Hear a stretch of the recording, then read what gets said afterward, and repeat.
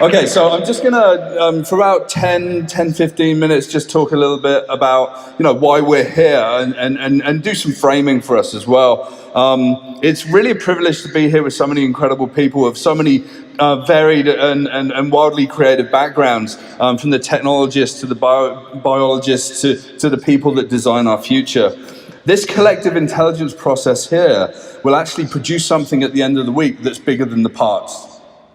And that's something really important to understand. And it's really rare to see this in a United Nations conference and context. When I was chatting to Yusuf, he said it's really, really important so that everyone knows that what we're doing here today, it has never been done before. And we've all been selected because of the talents that we bring to the table. But the combination of those talents actually creates something really, really special. And this is really a place where we can reimagine what a climate resilient future in 2030 and beyond actually is. So why should I care about climate change and climate change resilience? And I was wondering, you always start at a conference with a story. And I'm going to take us back to around about 1985. And I went to go and see my grandfather. And he was sat in his back garden. And he always wore a shirt and he always wore pants.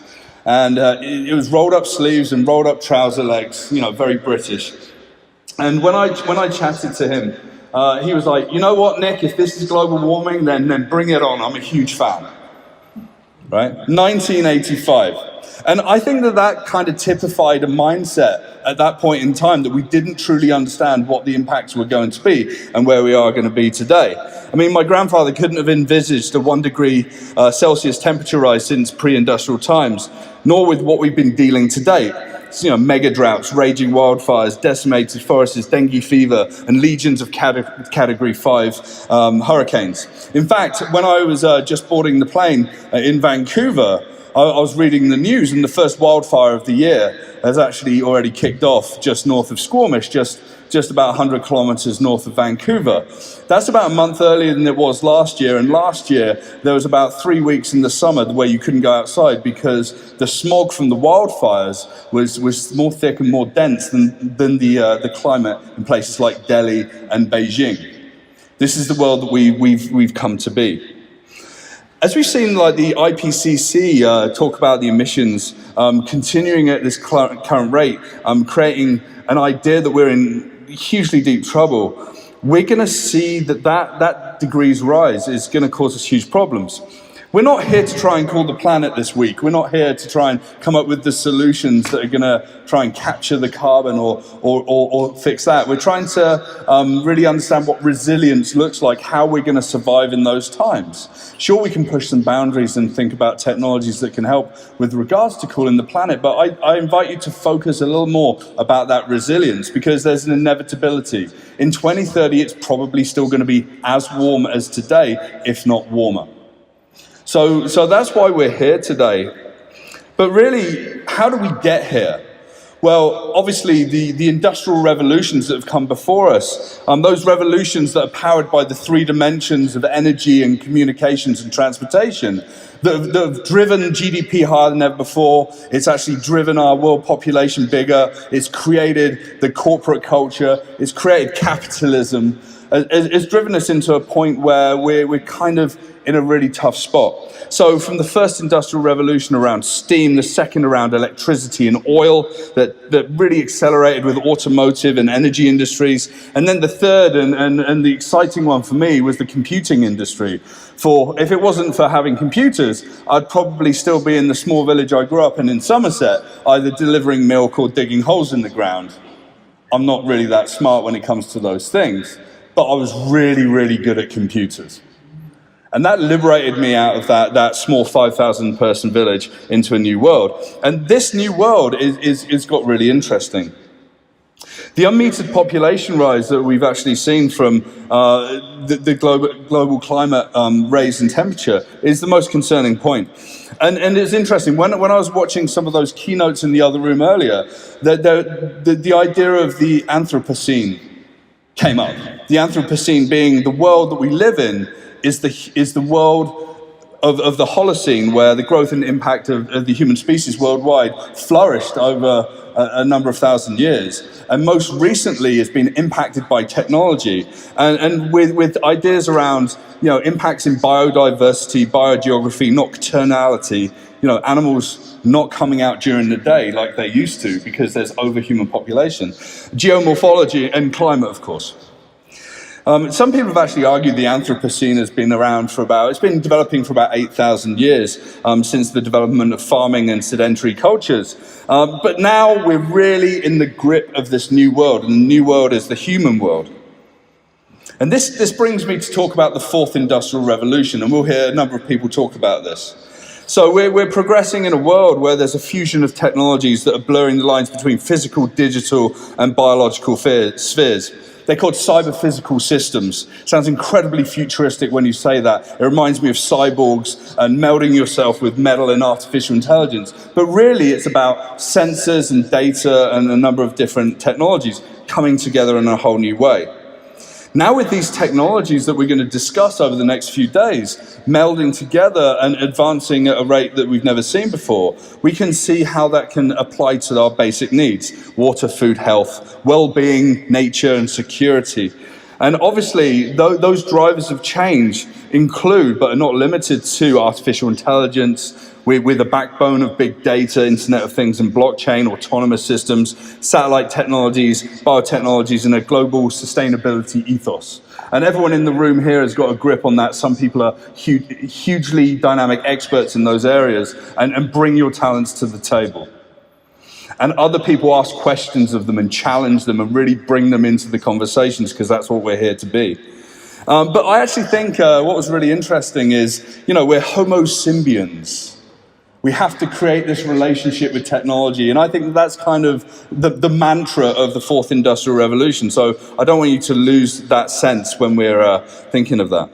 I mean, progress is really amazing. The legacy organizations that have brought us fossil fuels and the transportation systems, the people that have actually polluted the planet, are now becoming really uncomfortable bedfellows with the new companies, the companies that thrive and survive and build themselves into multi-trillion-dollar ecosystems using data and technology. I'm talking about companies like Microsoft, Amazon, Apple, and other companies like that really thrive in this new world. People say that data is the new oil, but I don't think that goes far enough to describe how much the disruption of technology, the internetization of communications, energy, and transportation is really going to change our world.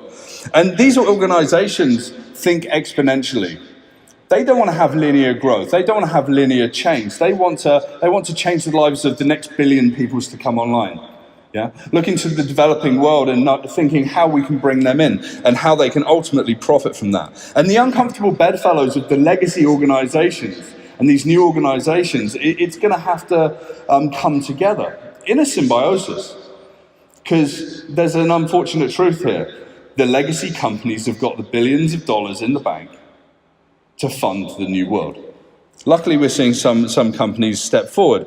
We've got a world of tensions now that we've never seen before. It's kind of a strange future.